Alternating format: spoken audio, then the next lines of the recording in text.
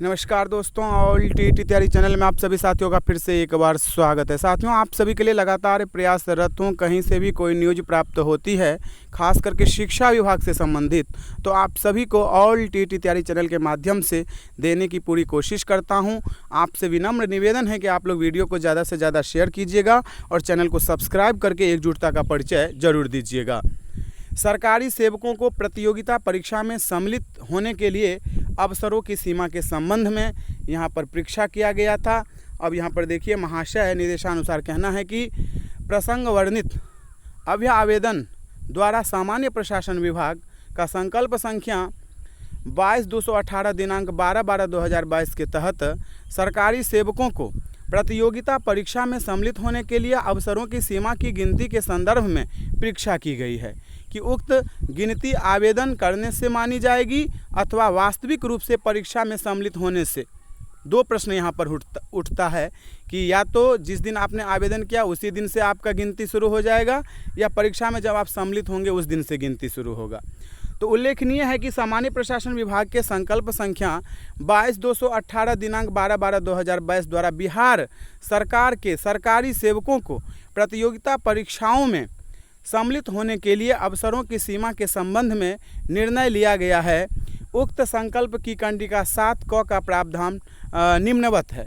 बिहार सरकार के सरकारी सेवकों को सेवा में आने के उपरांत उनकी पूरी सेवा अवधि में प्रत्येक आयोग, बिहार लोक सेवा आयोग, बिहार तकनीकी सेवा आयोग, बिहार कर्मचारी चयन आयोग आदि द्वारा आयोजित प्रतियोगिता परीक्षाओं में सम्मिलित होने के लिए अलग अलग अधिकतम कुल 5 अवसर की अनुमान्य होंगे। 5 अवसर ही अनुमान्य होंगे। 5 अवसर की बात यहाँ पर की गई है। जो सरकारी सेवक हैं और प्रतियोगिता परीक्षा के माध्यम से अपना पोस्ट बदलना चाहते हैं, किसी और पोस्ट पे जाना चाहते हैं, तो उनको 5 बार जो है यहाँ पर मौका दिया गया है। इस प्रकार उपर्युक्त वर्णित तथ्यों से स्वतः स्पष्ट है कि प्रतियोगिता परीक्षा में सम्मिलित होने हेतु अवसरों की गिनती वास्तविक रूप से परीक्षा में सम्मिलित होने पर ही मानी जाएगी। यदि आप परीक्षा में सम्मिलित हो जाते हैं तब से ही आपकी गिनती शुरू होगी कि आप 1 बार बैठे, 2 बार बैठे, 3 बार बैठे। जब तक आपका रिजल्ट नहीं आता है, ज़्यादा से ज़्यादा आप 5 बार बैठ सकते हैं। यदि 5 बार में आप सफल हो जाते हैं तो अति उत्तम, आपके लिए बहुत अच्छा। यदि नहीं होते हैं तो आप 6ठे बार परीक्षा में फिर सम्मिलित नहीं होंगे। इस पत्र के माध्यम से यही संदेश है। और आप सभी कई बार पूछ भी रहे थे, अभी बिहार लोक सेवा आयोग की तरफ से जो शिक्षकों की बहाली की प्रक्रिया चल रही है, इसमें भी कई साथी हमारे पूछे कि यहाँ तो 3 बार बताया गया है कि जो अभ्यर्थी हैं वो 3 बार बैठ सकते हैं। तो 3 बार बैठ सकते हैं, तो यानी कि जब आप परीक्षा में शामिल हो जाइएगा तब से ही उसकी गिनती शुरू होगी। यदि आपने फॉर्म अप्लाई किया है, परीक्षा में आप नहीं बैठे, तो उसकी गिनती नहीं होगी। कई साथी हमारे पूछते हैं कि बीएड किया हूँ, परीक्षा में तो 1 बार बैठ गया हूँ, लेकिन आगे हम लोगों की नौकरी होगी कि नहीं होगी ये तो नहीं पता, तो क्या मेरा 1 बार माना जाएगा? देखिए, बिल्कुल आपको बताना चाहूँगा कि बीपीएससी के अध्यक्ष महोदय जी ने पहले ही कह दिया है कि यदि आपका रिजल्ट प्रकाशित होगा तब तो आपका गिनती शुरू होगा। यदि आपका रिजल्ट प्रकाशित नहीं होगा, आपको मौका नहीं दिया जाएगा 1 to 5 में, तो आपकी गिनती बिल्कुल शुरू नहीं होगा, 0 ही रहेगा। फिर से जब बिहार लोक सेवा आयोग की तरफ से शिक्षकों की बहाली की प्रक्रिया आएगी, उसमें आप बैठिएगा, फिर उसके बाद आपकी गिनती शुरू होगी। तो आपको इसमें घबराने की कोई ज़रूरत नहीं है।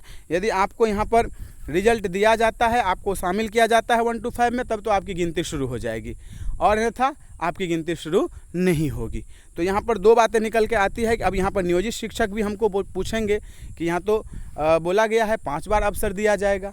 तो देखिए, यहाँ पर नियोजित शिक्षक का कोई नाम तो नहीं लिया गया है। बिहार कर्मचारी चयन आयोग की तरफ से या कोई भी आयोग की तरफ से परीक्षा का आयोजन होगा तो बिहार के सरकारी सेवकों को सेवा में आने के लिए यहाँ पर स्पष्ट कहा गया है। तो नियोजित शिक्षक सरकारी सेवक तो अभी है नहीं। इन सब बातों को हम सभी को ध्यान रखना है, और जो भी महत्वपूर्ण न्यूज होगा आप सभी को दूंगा, लेकिन सरकारी कर्मचारी को 5 अवसर दिया गया है। सबसे महत्वपूर्ण यहाँ पर बात था कि परीक्षा में शामिल होऊंगा तब से काउंट होगा, या फॉर्म भर दिया तब से काउंट होगा, तो नहीं, परीक्षा में जब आप शामिल होइएगा तब से ही काउंट होगा। तो आप बने रहिए ऑल टीटी तैयारी चैनल के साथ। पल पल के अपडेट आप सभी को देता हूँ, देता रहूँगा, विश्वास दिलाता हूँ। अभी के लिए इतना ही, फिर मिलते हैं अगले वीडियो में। धन्यवाद साथियों।